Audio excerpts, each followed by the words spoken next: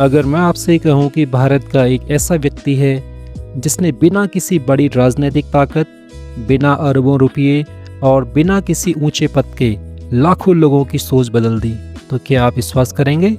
और आज वही इंसान अपने सिद्धांतों के लिए अपनी जान तक दांव पर लगाने को तैयार है। आखिर कौन है सोनम वांगचुक और क्यों उनकी कहानी सिर्फ लद्दाख की नहीं बल्कि हर उस इंसान की कहानी है जो बदलाव लाना चाहता है। हिमालय की बर्फीली वादियों में बसे एक छोटे से गांव में जन्मे सोनम वांगचुक का बचपन किसी फिल्मी हीरो जैसा नहीं था। बचपन में उन्हें अपनी मातृभाषा में पढ़ने का अवसर नहीं मिला।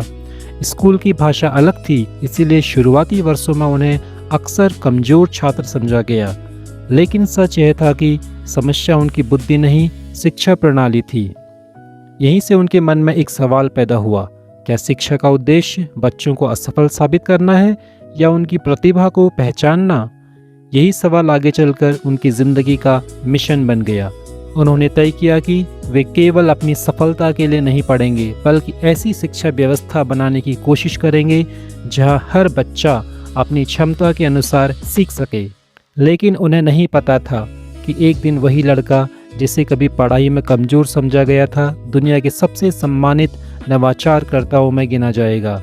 और यहीं से शुरू होती है उस सफ़र की कहानी जिसने लद्दाख की तस्वीर बदल दी।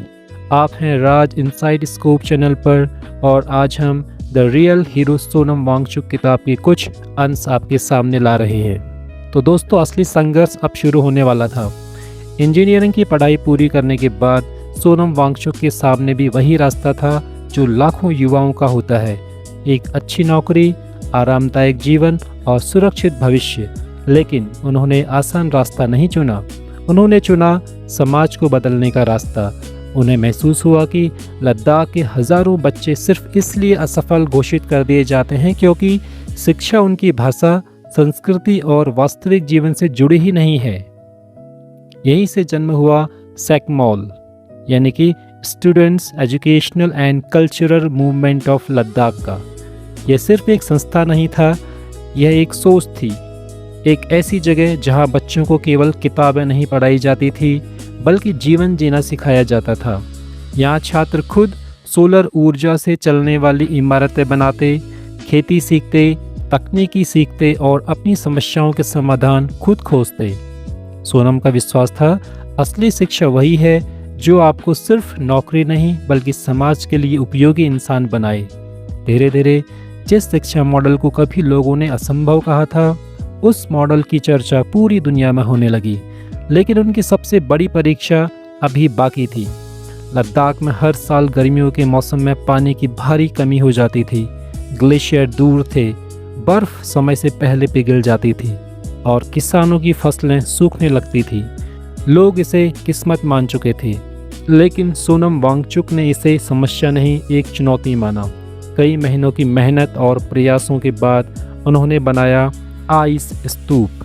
सर्दियों में बहते पानी को शंकु के आकार में जमा करके कृत्रिम ग्लेशियर बनाया जाता, जो गर्मियों में धीरे धीरे पिघलकर खेतों तक पानी पहुंचाता। यह सिर्फ बर्फ का ढेर नहीं था, यह हजारों किसानों के लिए उम्मीद की नई किरण थी। दुनिया ने इस अनोखे नवाचार को सराहा, उन्हें कई राष्ट्रीय और अंतर्राष्ट्रीय सम्मान मिले। लेकिन सोनम वांगचुक के लिए सबसे बड़ा पुरस्कार कोई मेडल नहीं था। उनके लिए सबसे बड़ी जीत थी जब किसी किसान के खेत में फिर से हरियाली लौटती थी, जब किसी बच्चे की आंखों में आत्मविश्वास दिखाई देता था और जब लोग यह समझने लगे कि समस्याओं से भागना नहीं, उनका समाधान खोजना ही असली सफलता है। एशिया के सबसे सम्मानित रेमन मैग्सेसे अवार्ड के साथ ही सोनम के पास कई नेशनल और इंटरनेशनल अवार्ड्स हैं।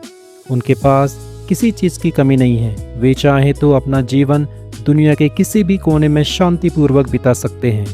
लेकिन उन्होंने चुना हमारे लिए संघर्ष, हमारे लिए शिक्षा और सबके लिए समान अधिकार। हो सकता है हम सब आइस स्तूपा न बना सकें, हम सेकमॉन जैसे स्कूल न बना सकें, कोई बड़ा आंदोलन न चला सकें, लेकिन हम अपने आसपास की एक समस्या का समाधान खोजने की शुरुआत आज से कर सकते हैं। यही सोच दुनिया बदलने की शुरुआत बनती है। तो असली हीरो वो नहीं है जो हम टीवी या सिनेमा हॉल में देखते हैं, वे हैं बिजनेसमैन। और असली हीरो है सोनम वांगचुक। जो हमारे लिए अपना जीवन बलिदान करने को तैयार है और आज भी भारत की शिक्षा को पारदर्शी बनाने के लिए संघर्ष कर रहे हैं।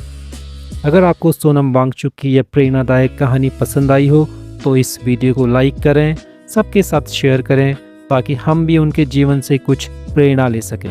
तो याद रखिए दोस्तों, हीरो वे नहीं होते जो इतिहास पढ़ते हैं, हीरो वे होते हैं जो इतिहास बनाते हैं। आप हैं राज इनसाइड स्कोप पर, जहां कहानियां और किताबें बदलती हैं सोच और ज़िंदगी। धन्यवाद।